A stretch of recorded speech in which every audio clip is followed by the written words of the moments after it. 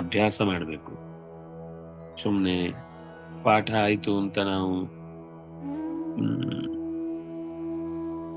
ಖುಷಿ ಪಟ್ರೆ ಶ್ಲೋಕ ಪಾಠ ಮಾಡಿದ್ರದ್ದು ಸ್ವಾರಸ್ಯ ಇರುವುದಿಲ್ಲ. ಯಾರು ಹೇಳುದಿಲ್ಲೋ ಅವನಿಗೆ ಹೇಳಿದ್ರೆ ಕೇಳಿ ಮರ್ತವನ ದೋಷಗಳೆಲ್ಲ ಹೇಳಿದವನಿಗೆ ಬರುತ್ತೆ ಅಂತ. ಪಾಠ ಕೇಳಿ ಅದನ್ನ ನೆನ್ಪಿಟ್ಕೊಳ್ಳದೆ ಅವನು ಮರ್ತು ಬಿಟ್ಟ ಅಂದ್ರೆ, ಅದನ್ನು ಅವನು ಉಪಯೋಗಿಸ್ಕೊಳ್ಳಿಲ್ಲ ಅಂದ್ರೆ, ಹೇಳಿದವನಿಗೆ, ಒಬ್ಬ ಮೂರ್ಖನಿಗೆ ಹೇಳಿದ ದೋಷ ಅವನಿಗೆ ಬರುತ್ತೆ. ಅದರಿಂದಾಗಿ ಅದನ್ನ ಅಭ್ಯಾಸ ಮಾಡಿ ಅನ್ನೋದಷ್ಟೇ ನನ್ನ ಕಾಳಜಿ.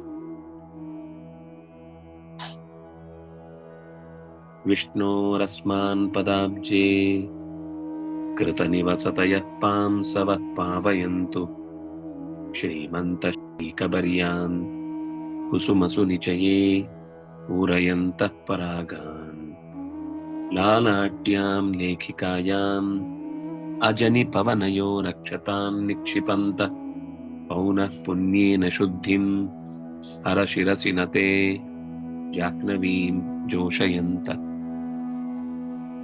ಅದನ್ನು ಓದುವಾಗ ನಿಲ್ಲಿಸಬೇಕಾದದ್ದು 7 ಅಕ್ಷರಕ್ಕೆ ನಿಲ್ಲಿಸಿದ್ರೆ ಅವಾಗ ಓದ್ಲಿಕ್ಕೆ ಸುಲಭ ಆಗುತ್ತೆ.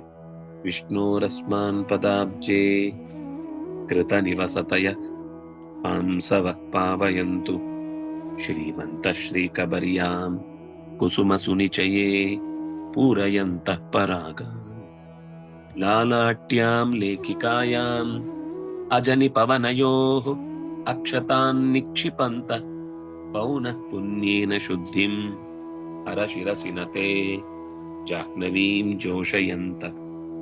ಇದು ಓದುವ ಕ್ರಮ. ಅದನ್ನ ಓದಿ ಚೆನ್ನಾಗಿ ಅಭ್ಯಾಸ ಮಾಡಿ ಬಾಯ್ಪಾಠ ಮಾಡಿ ಗುಂಪಲ್ಲಿ ಶೇರ್ ಮಾಡಬೇಕು. ಇದು ಮೊದಲ ಪದ್ಯ. ಪಾಂಸವಃ ಅಸ್ಮಾನ್ ಪಾವಯಂತು. ಭಗವಂತನ ಪದಧೂಳಿ ನಮ್ಮನ್ನ ಕಾಪಿಡಲಿ. ನಾರಾಯಣನ ಪದದ ಧೂಳು ಅಂದ್ರೆ ಧೂಳಿಗೆ ಅಷ್ಟು ಬೆಲೆ ಇದೆ. ಅಲ್ಲ, ದೇವರು ಕಾಲೇ ತೊಳಿಯಲ್ವಾ ಅಂತ ಕೇಳಿದ್ರೆ, ಇದು ಧೂಳು ಅಂದ್ರೆ ನಾವು ಕೊಳೆ ಅಂತ ಯೋಚನೆ ಮಾಡುವ ಧೂಳು ಮಾತ್ರ ಅಲ್ಲ, ಅದಕ್ಕಿಂತ ಆಚೆಗೆ ಅದರಲ್ಲಿ. ಯಾಕೆಂದ್ರೆ ಸಮಸ್ತ ಜಗತ್ತೇ ಅವನ ಪಾದದ ಬುಡದ ಒಂದು ಧೂಳು. ಆ ಧೂಳು ನಮ್ಮನ್ನ ಕಾಪಾಡ್ಲಿ ಅಂತಂದ್ರೆ, ಆ ಧೂಳಿನ ಸ್ಪರ್ಶದಲ್ಲಿ ಭಗವಂತನ ಗುಣ ಇದೆ. ಆದ್ರಿಂದಾಗಿ ನಾವು ಮಣ್ಣು ನೀರು ಗಾಳಿ ಬೆಂಕಿ ಆಕಾಶದ ಈ ಶರೀರದಿಂದ ಏನಿದ್ದೇವೆ, ಇದು ಭಗವಂತನ ನೆನಪನ್ನ ತಂದು ಕೊಡಲಿ ಅಂತ ತಾತ್ಪರ್ಯ. ಪಾದದ ಧೂಳು ನಮ್ಮನ್ನ ರಕ್ಷಿಸಲಿ ಅಂದ್ರೆ, ಧೂಳಿನಲ್ಲಿ ಏನಿದೆ ರಕ್ಷಣೆ? ಧೂಳು ಬಂದ್ರೆ ಅಲರ್ಜಿ ಆಗುತ್ತೆ, ಧೂಳು ಬಂದ್ರೆ ಹಿಂಸೆ ಆಗುತ್ತೆ ಅಂತ ನಮ್ಗೆ ಲೋಕದ ಭಾವದಿಂದ ನಾವು ಅದನ್ನ ಅಂದುಕೊಂಡ್ರೆ ಅಲರ್ಜಿ ಮಾತ್ರ ಆಗುತ್ತಷ್ಟೇ, ಪ್ರಾರ್ಥನೆ ಫಲಿಸುವುದಿಲ್ಲ. ಪ್ರಾರ್ಥನೆ ಫಲಿಸಬೇಕಾದ್ರೆ ಅದರ ಅಭಿಪ್ರಾಯ ದೇವರು ಕೊಟ್ಟಿರುವ ಈ ಸಮಸ್ತ ಜಗತ್ತಿನ ಪ್ರತಿಯೊಂದು ವಸ್ತುವಿನಲ್ಲೂ, ಪ್ರತಿಯೊಂದು ವ್ಯಕ್ತಿಯಲ್ಲೂ, ಪ್ರತಿಯೊಂದು ಅಂಶದಲ್ಲೂ ಅವನ ವಿಶೇಷ ಸಾನ್ನಿಧ್ಯ ಇದ್ದು, ಅದರ ಪ್ರಭಾವದಿಂದ ನಾವು ಇಂತಹ ಶರೀರ ಪಡೆದಿದ್ದೇವೆ. ಈ ಶರೀರದಿಂದ ಏನೇನು ನಮ್ಗೆ ಅಗತ್ಯ ಇರುವ ಅಪೇಕ್ಷೆಗಳನ್ನು ಈಡೇರಿಸಿಕೊಳ್ಳುವುದರ ಜೊತೆಗೆ ಭಗವಂತನ ಮರೆವಾಗದಂತೆ ಅವನ ಹತ್ರ ಕೇಳಿಕೊಳ್ಳುವಂತಹ ನೆಲೆಯಲ್ಲಿ ಈ ಪ್ರಾರ್ಥನೆ ಇದೆ. ಹಾಗಾಗಿ ಅಸ್ಮಾನ್ ನಮ್ಮೆಲ್ಲರನ್ನು, ಪಾಂಸವಃ ಪಾವಯಂತು. ಪಾಂಸುಗಳು ಅಂದ್ರೆ ಧೂಳಿನ ಕಣಗಳು. ಎಂಥ ಧೂಳಿನ ಕಣಗಳು ಅಂದ್ರೆ, ವಿಷ್ಣೋಃ ಪದಾಬ್ಜೇ ಕೃತ ನಿವಸತಯಃ. ನಾರಾಯಣನ, ವಿಷ್ಣೋಃ ವಿಷವನ್ನ ಕಳೆಯುವ, ಸಂಸಾರದ ವಿಷವನ್ನ ಕಳೆಯುವ, ಪದಾಬ್ಜೇ ಪದತಲದಲ್ಲಿ, ನಿವಸತಯಃ ಕೃತ ನಿವಸತಯಃ ವಾಸ ಮಾಡುತ್ತಿರುವ. ವಾಸ ಮಾಡುವುದು ಅಂದ್ರೆ ಅದು ಯಾವಾಗ್ಲೂ ಇದೆ ಅಂತ ಅರ್ಥ. ದೇವರು ಕಾಲ್ ತೊಳೆದು ಕಿತ್ತಾಕುವ ವಸ್ತುವಲ್ಲ ಅದು ಅಂತ ಅರ್ಥ. ಆ ಪಾದ ಧೂಳಿ ಬಹಳ ಕಾಲದಿಂದ ಭಗವಂತನ ಪದತಲದಲ್ಲಿ ವಾಸ ಮಾಡುತ್ತಾ ಇದೆ. ಅಂತಹ ಧೂಳು ನಮ್ಮನ್ನು ಪವಿತ್ರೀಕರಿಸಲಿ. ಶ್ರೀಮಂತ ಶ್ರೀಕಬರ್ಯಾಂ ಕುಸುಮ ಸುನಿಚಯೇ ಪೂರಯಂತಃ ಪರಾಗಾನ್. ಲಕ್ಷ್ಮೀದೇವಿಯ ತುರುಬಿನಲ್ಲಿ ಮುಡಿದ ಹೂವಿನ ಮಾಲೆ ಇರುತ್ತಲ್ಲ, ಅಂದ್ರೆ ಸುತ್ತಿದ್ದು ತುರುಬಿಗೆ, ಅದರಲ್ಲಿ ಪರಾಗಗಳನ್ನ ತುಂಬಿಸಿದ ಧೂಳದು. ಅಂದ್ರೆ ಅವಳು ನಮಸ್ಕಾರ ಮಾಡುವಾಗ ಭಗವಂತನ ಪಾದದ ಧೂಳಿನ ಕಣ ಅವಳ ನೆತ್ತಿಗೆ ಹರಡಿದೆ. ಪಾದವನ್ನ ಮುಟ್ಟಿ ತಲೆಗೆ ಹಿಂದೆ ಸವರು ಕೊಡ್ತಾರಲ್ಲ, ಹಾಗೆ ಸವರುವಾಗ ಆ ಹೂಗಳಿಗೆ ಭಗವಂತನ ಧೂಳೆ ಪರಾಗ ಸ್ಪರ್ಶವನ್ನು ಉಂಟು ಮಾಡಿಸಿ ಆ ಹೂಗಳಿಗೊಂದು ಇನ್ನಷ್ಟು ನಲುಮೆಯನ್ನ ತರುವಂತಹ ಕಣಗಳು. ಅವಳು ತಲೆಯನ್ನ ಪಾದಕ್ಕೆ ನೀಡಿ ನಮಸ್ಕರಿಸಿ ಪಾದದ ಧೂಳನ್ನ ನೆತ್ತಿಯಿಂದ ಹಿಂಭಾಗಕ್ಕೆ ಸವರಿಕೊಂಡಾಗ ಆ ಕೈ ಧೂಳಿನಲ್ಲಿ ಹೂವಿನ ದಂಡೆ ಸ್ಪರ್ಶಗೊಂಡಾಗ ಆ ಹೂಗಳಲ್ಲಿ ಚೆನ್ನಾಗಿರುವ ಆ ಪಾದದ ಧೂಳಿನ ಕಣಗಳು ಸೇರಿ ಪರಾಗವನ್ನು ಉಂಟು ಮಾಡಿತು. ಅಂತಹ ಧೂಳಿನ ಕಣಗಳು ನಮಗೆ ಮಂಗಳವನ್ನುಂಟು ಮಾಡಲಿ.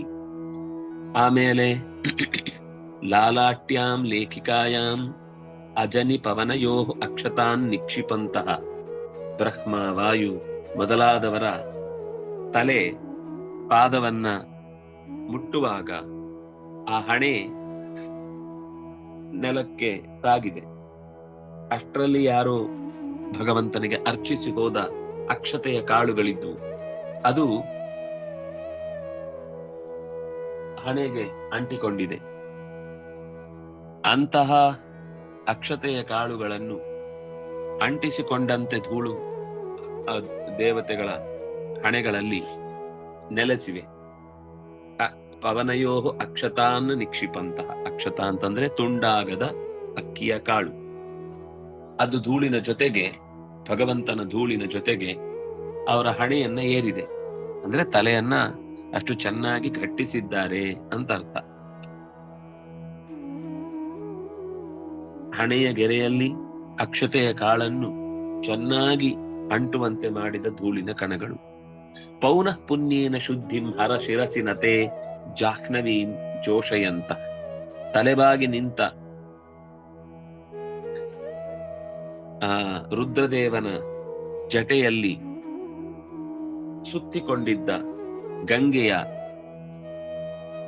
ಶುದ್ಧಿಯನ್ನ ಹೆಚ್ಚಿಸಿದ, ಮತ್ತೆ ಮತ್ತೆ ಆ ಗಂಗೆಯ ನೀರಿನಲ್ಲಿ ತುಂಬಿಕೊಂಡ ಧೂಳಿನ ಕಣಗಳು ಅಸ್ಮಾನ್ ನಮ್ಮನ್ನು ಪವಿತ್ರೀಕರಿಸಲಿ. ಅಂದ್ರೆ ರುದ್ರದೇವನ ಗಂಗೆ ಭಗವಂತನ ಪಾದ ತೊಳೆದು ಬಂದವಳಾದ್ರಿಂದಾಗಿ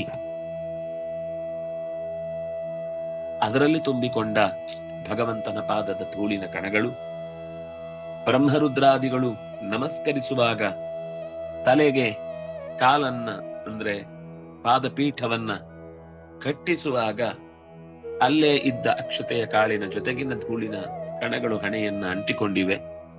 ಲಕ್ಷ್ಮೀದೇವಿ ನಮಸ್ಕರಿಸಿ ಪಾದವನ್ನ ಮುಟ್ಟಿ ಹಣೆಗೆ ಮೆತ್ತಿಕೊಂಡಾಗ, ತಲೆಗೆ ಮೆತ್ತಿಕೊಂಡಾಗ ಹೂವಿನ ಪರಾಗಗಳಿಗೆ ಆ ಧೂಳಿನ ಕಣ ಆದದ್ದಿದೆ.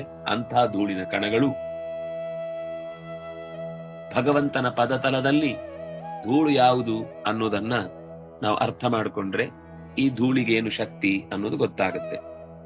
ನಮಃ ಪಂಕಜನಾಭಾಯ ನಮಃ ಪಂಕಜಮಾಲಿನಿ ನಮಃ ಪಂಕಜನೇತ್ರಾಯ ನಮಸ್ತೆ ಪಂಕಜಾಂಘ್ರಯೇ ಅಂತ ಕುಂತಿ ಒಂದು ಸ್ತೋತ್ರ ಮಾಡಿದ್ರಲ್ಲಿ ಪ್ರಾರ್ಥನೆ ಮಾಡುವ ಮಾತಿನಲ್ಲಿ ಈ ಸಂಗತಿ ಇದೆ.